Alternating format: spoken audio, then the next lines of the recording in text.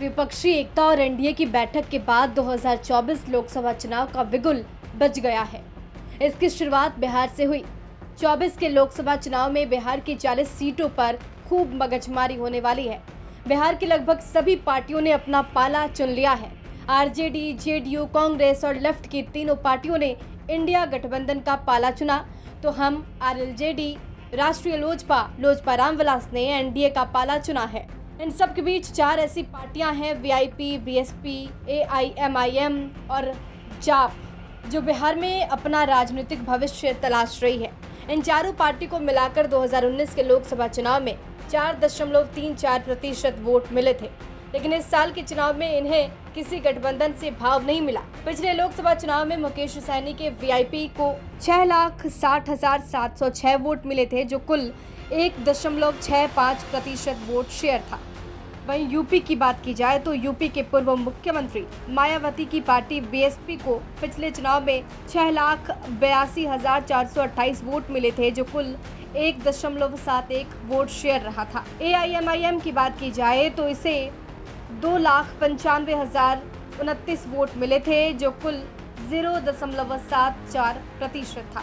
इसके अलावा पप्पू यादव की पार्टी जाप को 97,631 वोट मिले थे, जो कुल 0.24% वोट शेयर था।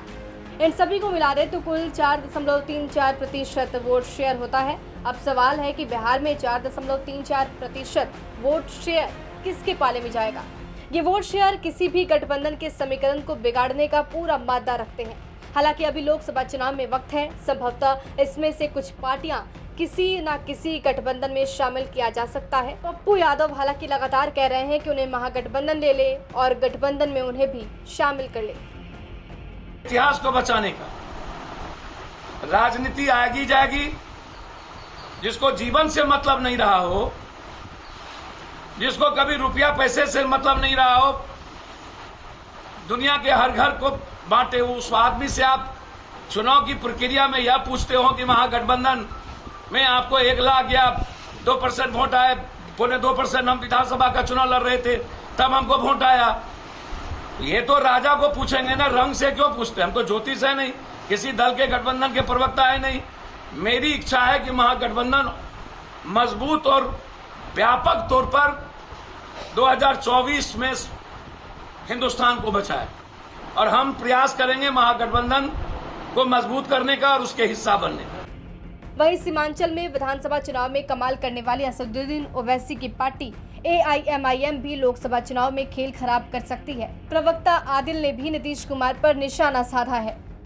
बहुत ही अफसोस है कि नीतीश कुमार का गांधी जी के नेतृत्व में बिहार में गठबंधन बन रहा है और देश में गठबंधन बन रहा है, जिसमें एमआईएम को नेग्लेक्ट किया जा रहा है, जिसमें बदरुद्दीन अजमल साहब को नेग्लेक्ट किया जा रहा है। जबकि एमआईएम बिहार में किशनगंज में 3 लाख वोट लाई है। हम 5-5 एमएलए जीते हैं। हम 6 एमएलए टोटल 5 साल के कार्यकाल में 6 एमएलए एमआईएम जीती थी।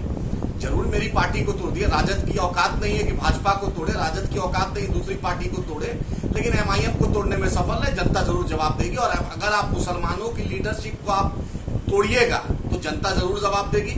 आपको मुसलमान वोटर चाहिए, लेकिन मुस्लिम लीडरशिप नहीं चाहिए। नीतीश जी, राजद और जो भी महागठबंधन सोकड़ा बना रहे हैं, बिना मुसलमानों के वोट से ना जीतिएगा, ना इनको हिस्सेदारी नहीं दीजिएगा, तो जनता जवाब देगी। ये बहुत ही आपका खतरनाक कदम है। मुस्लिम नौजवान, युवा और जो भी मुसलमान इंटेलेक्चुअल है, ये प्रतिक्रिया दे रहे हैं कि आप एमआईएम को और बदरुद्दीन अजमल को साहब को क्यों दूर रखें। आज बैरिस्टर असदुद्दीन ओवैसी साहब वक्त में बीजेपी को एक्सपोज सबसे ज्यादा कोई किया है तो उनका नाम ओवैसी साहब है, और आंख से आंख मिलाकर अगर किसी नरेंद्र मोदी सरकार में कोई शख्स बोला है और लीडर ऑपोजिशन का किसी ने काम किया, उसका नाम बैरिस्टर असदुद्दीन ओवैसी साहब है, और बिहार में अख्तरुल इमान साहब है। आप इन दोनों को नेग्लेक्ट करके आप सियासत नहीं कर सकते, आप मुसलमानों को नेग्लेक्ट करके सियासत नहीं कर सकते।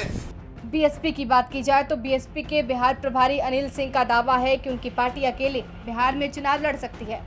बसपा किसी के भाव देने से और ना देने से, न एनडीए में न यूपीए में, ये किसी भी गठबंधन का पार्ट नहीं बनने का फैसला अपने लेती है। और एनडीए और यूपीए में जाने का मतलब ये नहीं है कि बसपा किसी के साथ भी गठबंधन करना चाहती है। बसपा एक राष्ट्रीय पार्टी है, इसकी अपनी हैसियत है और अपना इसका कैडर है, मिशन है, जिस मिशन पर चलने वाली पार्टी है। निश्चित रूप से बिहार में इसका 7 लाख वोट पिछले पार्लियामेंट चुनाव में था और इस बार और बढ़ेगा। और बहन मायावती जी को, अपने राष्ट्रीय अध्यक्ष को प्रधानमंत्री बनाने के लिए बिहार बहुजन समाज पार्टी जो है बहुत मजबूती से काम कर रहा है कि इस बार दलित की एक बेटी प्रधानमंत्री बने, जिससे दलितों का और बाबा साहब का जो सोच था उसका आगे बढ़े, सोच आगे बढ़े। इस मामले पर वीआईपी पार्टी के प्रवक्ता ने कहा कि अभी कुछ भी कहने से जल्दबाजी होगी।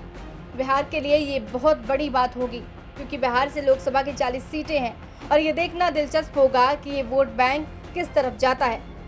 पटना से निकेत कुमार की रिपोर्ट, बिहार तक।